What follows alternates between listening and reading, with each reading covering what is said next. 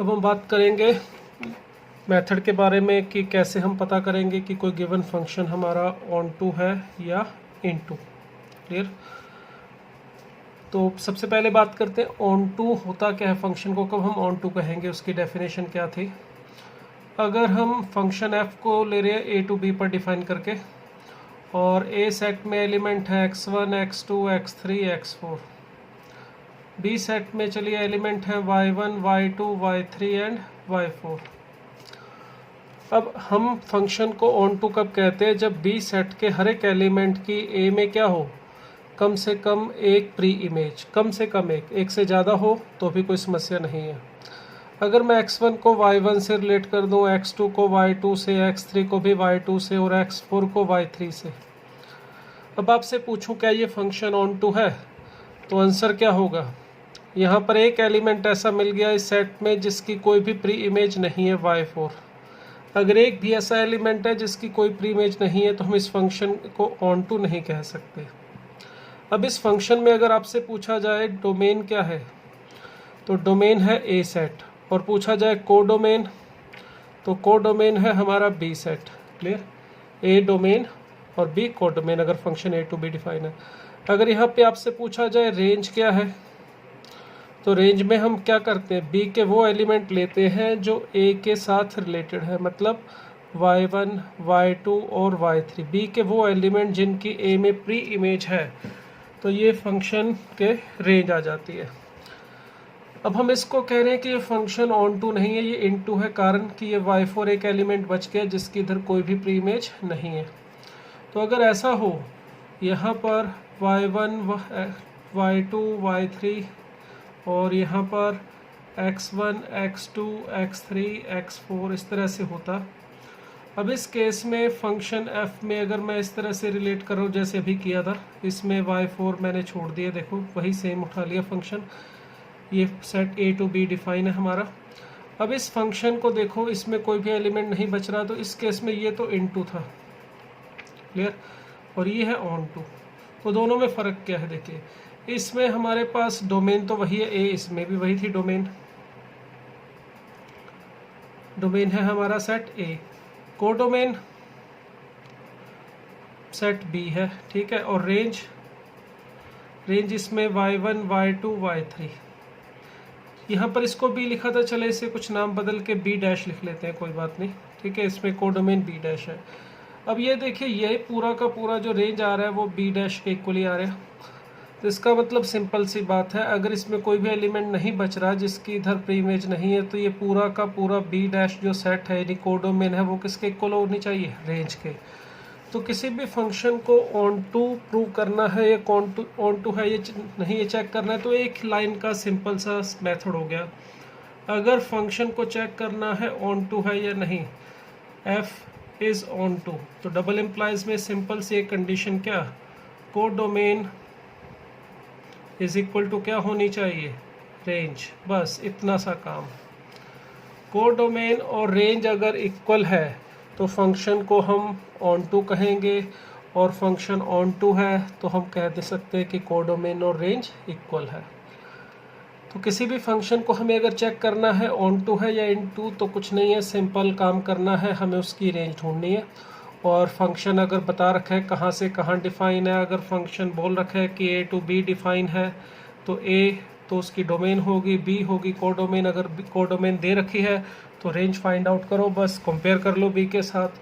अगर दोनों में एक सिंगल एलिमेंट का भी डिफरेंस आ जाए तो हम कह देंगे फंक्शन क्या है, इन टू। क्लियर। तो फंक्शन को ऑन टू या इन टू चेक करना हो तो सिर्फ ये एक छोटा सा डेफिनेशन, जो एक छोटी सी कंडीशन को याद रखना है, कोडोमेन इक्वल टू रेंज। ठीक है। मगर इसमें देखिए हमने अभी एग्जांपल जो किए उसमें हमें फंक्शन को डोमेन फाइंड आउट करनी होती थी या रेंज, कहीं पर भी कोडोमेन दी नहीं गई थी, कोई रेयर कुछ एग्जांपल में दे दी जाए तो दे दी जाए, but most of the example में हमें कोडोमेन नहीं दी जाती। तो उसके लिए ये एक स्पेशल नोट ध्यान में रखना है कि अगर किसी फंक्शन की कोडोमेन नहीं गिवन है, if codomain of a function is not given, then consider the set of real number, real number का सेट मतलब -∞ to ∞, इस पूरे सेट को हम क्या मानेंगे, कोडोमेन। तो किसी भी फंक्शन को अगर हमें ऑन टू चेक करना है ऑन टू है या इन टू, तो इसके लिए हमें उस फंक्शन को रेंज फाइंड आउट करनी है। कोडोमेन दे रखी है तो उसके साथ कंपेयर करना है, नहीं दे रखी है तो R set of real number के साथ कंपेयर करेंगे और फिर बता देंगे कंपेयर करके कि फंक्शन इन टू है या ऑन टू। तो इसके मेथड 1 के एग्जांपल हम अभी करेंगे, मगर उससे पहले ये मेथड 2 के बारे में भी थोड़ा सा समझ लेते हैं। ये मेथड 2 कुछ नहीं है, इसी का ही कम्प्लीमेंट जो है, इसी बात को थोड़ा सा अलग ढंग से कहा जाएगा। देखिए हमने अभी कहा कि फंक्शन की रेंज ढूंढो, मगर क्या होता है कई बार रेंज ढूंढना थोड़ा मुश्किल होता है। हमने रेंज के लिए मेथड्स पढ़े थे, वैसे तो आपको मेरे ढूंढनी आती है, अगर उन मेथड को अप्लाई कर लो तो रेंज भी मिल जाएगी फंक्शन की। मगर कई बार क्या होता है, हम जैसे फंक्शन में उसको 1 प्रूव करते हैं, 1 प्रूव करने के लिए मैंने कई मेथड बताए, फिर एक लास्ट में जुगाड़ मेथड बताया इनटू के लिए, ठीक है, कि अगर मान लो फंक्शन में वो 1 प्रूव करने के तीनों मेथड से लंबा हो रहा है तो हम एक शॉर्टकट अपनाते हैं कि 2 एलिमेंट ढूंढ लेते हैं ए सेट में डिफरेंट। अगर ऐसे 2 एलिमेंट मिल जाए जिनकी इमेज सेम है तो फंक्शन मैनी वन हो जाता है। उसी तरह से देखिए ऑन टू प्रूव करना है तो रेंज ढूंढनी पड़ेगी। रेंज ढूंढने में अगर लगता है थोड़ा मुश्किल आ रही है, लेंथी है, तो ये जुगाड़ मेथड है, मेथड नंबर 2 और एक और 3 जो नेक्स्ट बताऊंगा।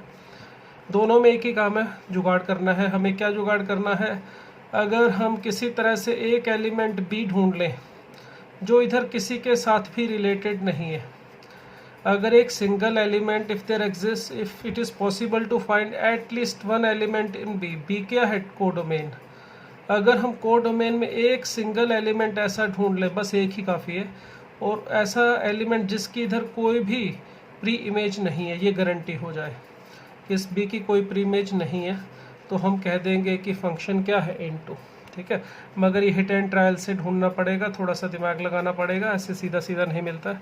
मिल जाए तो अच्छी बात है, मगर जो मेंस या एडवांस में ऐसे क्वेश्चन आते हैं उसमें इसको बी को ढूंढने के लिए थोड़ा दिमाग लगता है। तो ये एक मेथड है, ठीक है। एक एलिमेंट बी ऐसा ढूंढने की कोशिश कर सकते हो जिसकी कंफर्म हो जाए कि कोई प्री इमेज नहीं है डोमेन में, तो फंक्शन क्या हो जाएगा इनटू।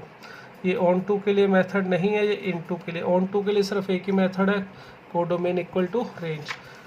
मेथड नंबर 4 भी वही है, इसमें भी मैं कुछ नया नहीं बता रहा, वही जो मेथड नंबर 2 में बताया उसी को थोड़ा सा चेंज करके बता रहा हूँ। देखो मेथड 2 में मैंने बताया कि हमने बी में कोडोमेन में एक एलिमेंट ऐसा ढूंढ लेना है जिसकी प्री इमेज नहीं है।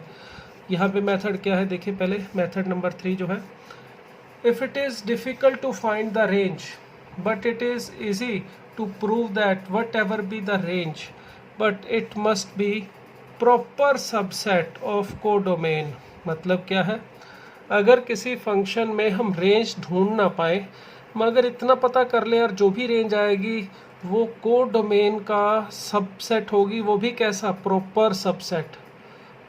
कम से कम एक एलिमेंट कम होगा किसमें, कोड उसमें जो रेंज में, इतना कंफर्म कर दे, बात वही है। मगर वहाँ पर एक एलिमेंट नहीं ढूंढ रहे हम यहाँ पर ये प्रूव करने की कोशिश करेंगे कि कोडोमेन जैसी भी है वो 100% श्योर है कि जो रेंज है हमारी क्या आ रही है वो नहीं पता चले, मगर ये पता चल जाए कि रेंज जो भी आएगी वो कोडोमेन से छोटी ही आएगी, उसका प्रॉपर सबसेट ही आएगी, उसके इक्वल नहीं होगी। अगर इस बात की गारंटी है तो भी हम फंक्शन को इनटू बोल सकते हैं। क्लियर।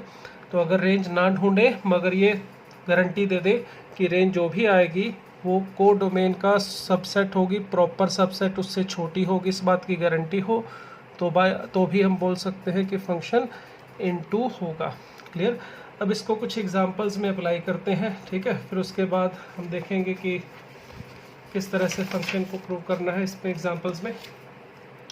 चलिए एग्जांपल लेते हैं पहले ऐसे फंक्शन का जिसमें हम कोडोमेन से रेंज फाइंड आउट करेंगे, फिर रेंज फाइंड आउट करके चेक करेंगे कि फंक्शन कैसा है, ऑन टू है या इनटू। चलिए पहला एग्जांपल हम लेते हैं, वही हमारा f(x) is equal to x plus sine X. हमने इसकी रेंज फाइंड आउट की हुई है, सिर्फ रिमाइंड करवाने के लिए दोबारा बता रहा हूँ।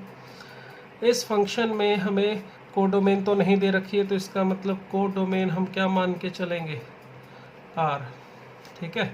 तो ये फंक्शन हमारे पास जो है f(x) is equal to x plus sine X, इसकी कोडोमेन है r, नहीं दे रखी तो हम r मान लेंगे। दूसरी बात, इसकी रेंज फाइंड आउट करनी है तो भी हमने इसको पता किया था, ये स्ट्रिक्टली इंक्रीजिंग फंक्शन है। x प्लस साइन एक्स का डेरिवेटिव करेंगे तो ये 1 प्लस कॉस एक्स आ रहा है, जो कि हमेशा 0 या 0 से बड़ा है। तो एफ एक्स कैसा है, इज स्ट्रिक्टली इंक्रीजिंग। इसकी डोमेन भी हमें पता है, इस फंक्शन की डोमेन भी r है, क्योंकि x की पॉलिनोमियल की डोमेन r होगी, साइन x की भी डोमेन r होगी, तो दोनों फंक्शन का सम है, तो दोनों की डोमेन का इंटरसेक्शन करके भी r आ रहा है। अगर फंक्शन स्ट्रिक्टली इंक्रीजिंग है तो आपको बताया था डोमेन से हम रेंज बता सकते हैं। डोमेन यानी x की वैल्यू अगर माइनस इनफाइनाइट से प्लस इनफाइनाइट तक जाएगी तो एफ एक्स की वैल्यू भी एफ ऑफ इनफाइनाइट से, मगर उसको लिखने का तरीका बताया था, कुछ ऐसे लिखेंगे, सीधा एफ ऑफ इनफाइनाइट नहीं लिखेंगे, ऐसा बोलेंगे एक्स जब इनफाइनाइट की तरफ जा रहा है उस वक्त एफ एक्स की वैल्यू उसी तरह से limit X approaches to minus infinite F X को ऐसे लिखेंगे। इनफाइनाइट के पास जब जाएगा x उस वक्त एफ एक्स की वैल्यू कहाँ जाएगी, यहाँ से पता चल रहा है जब x को आप माइनस इनफाइनाइट रखोगे तो x ये माइनस इनफाइनाइट और साइन माइनस इनफाइनाइट, यानी ये जो वैल्यू आएगी हमारे पास माइनस इनफाइनाइट और साइन ऑफ माइनस इनफाइनाइट का मतलब -1 और 1 के बीच में एक नंबर होगा, उसको जब माइनस इनफाइनाइट में ऐड करूँगा तो वो माइनस इनफाइनाइट ही आएगा। इसी तरह से ये जो वैल्यू आएगी ये इनफाइनाइट प्लस साइन इनफाइनाइट आएगी, ये भी एक नंबर होगा जो कि -1 और 1 के बीच में ही रहेगा, क्योंकि साइन की वैल्यू एंगल चाहे कुछ भी हो हमेशा -1 और 1 के बीच में रहती है। तो इनफाइनाइट में अगर कुछ ऐड करोगे छोटा सा नंबर -1 और 1 के बीच में तो वो इनफाइनाइट ही रहेगा। तो देखिए एफ एक्स की वैल्यू हमारी माइनस इनफाइनाइट से प्लस इनफाइनाइट के बीच में ही जाएगी। ये हमने किया भी था रेंज में, जब रेंज पढ़ रहे थे उस लेक्चर में आपने देखा होगा। तो देखिए इस फंक्शन की जो रेंज आ रही है वो भी हमने फाइंड आउट किया r है, और ये दोनों देखिए कोडोमेन और रेंज इक्वल है, इसका मतलब हमारा एफ एक्स कैसा होगा, F x is onto. Clear. अगर हम रेंज ढूंढ लें और प्रूव कर दें रेंज कोडोमेन के इक्वल है तो फंक्शन को हम ऑन टू कह सकते हैं। क्लियर।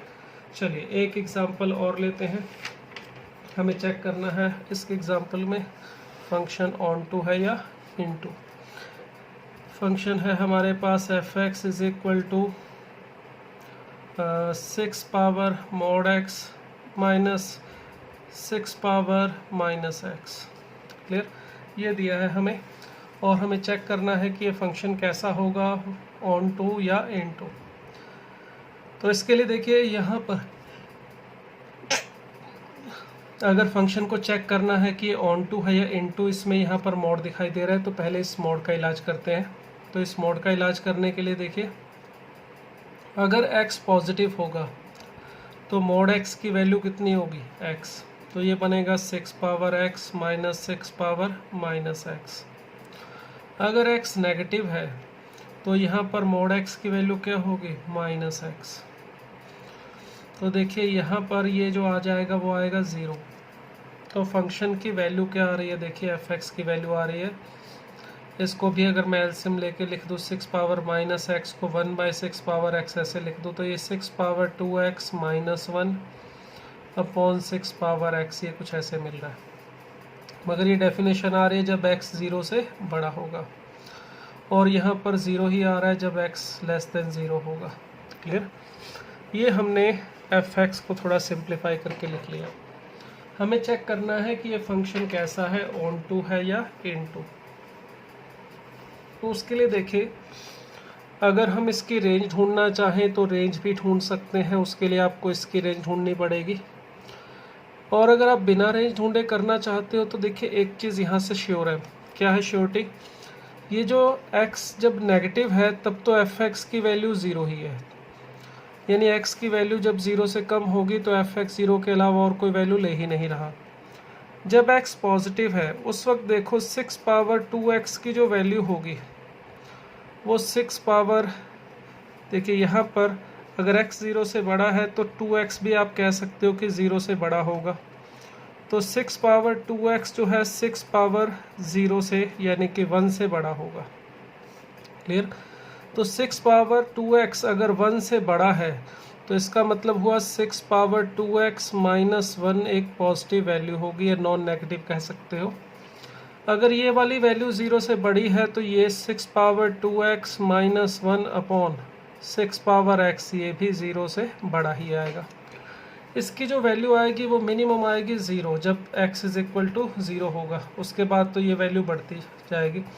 तो ये बात श्योर है कि यहाँ पर ये जो नंबर है हमारे पास अगर x 0 से बड़ा है तो इसकी वैल्यू 0 या उससे बड़ी आ रही है, और यहाँ पर जब x 0 से छोटा है तब भी f(x) की वैल्यू सिर्फ और सिर्फ 0 आ रही है। तो इन दोनों बातों से मिला के मैं ये कह सकता हूँ कि f(x) की वैल्यू हमेशा 0 या 0 से बड़ी आएगी, यानी कि रेंज जो होगी f(x) की ऑफ f(x) वो आ रही है 0 टू इनफाइनाइट। क्लियर? अगर फंक्शन की रेंज 0 से इनफाइनाइट आ रही है और कोडोमेन अगर नहीं दे रखी है तो हम R मानेंगे, ये कोडोमेन है हमारी। तो अगर फंक्शन की कोडोमेन उसकी रेंज के इक्वल नहीं है, ये देखिए रेंज जो है कोडोमेन का प्रॉपर सबसेट आ रही है, तो इसका मतलब ये जो फंक्शन हमें दे रखा है ये कैसा फंक्शन होगा? Into function. क्लियर? चलो साथ के साथ अगर मुझे ये भी चेक करना है कि ये 1 1 है या मैनी 1, वो भी देखिए एक लाइन में हो सकता है। अब यहाँ पर अगर x 0 से छोटा है तो f(x) की वैल्यू क्या दे रखी है? 0। इसका मतलब वो x की कोई भी वैल्यू मैं 0 से छोटी रखूँगा, जैसे मैं -1 रखूँगा तो भी आंसर 0 आएगा, अगर मैं -2 रखूँगा तो भी आंसर 0 आएगा। यहाँ पर क्या आ रहा है मुझे कोई फ़र्क नहीं पड़ता, मुझे इस इंटरवल में -∞ से 0 में दो वैल्यू ऐसे मिल गई जो डिफरेंट है मगर उनकी इमेज क्या है? सेम। तो इसका मतलब फंक्शन को मैं कह सकता हूँ कि ये मैनी 1 है, मैनी 1। तो इस फंक्शन को बोलना चाहें तो ये कैसा फंक्शन होगा? Many 1 into. ठीक है, मैनी 1 है और इनटू है। क्लियर? तो इस तरह से हमें ये चेक करना हो फंक्शन मैनी 1 है या फिर 1 1 है, ऑन टू है या इनटू है, इस तरह से कर सकते हैं। ठीक है।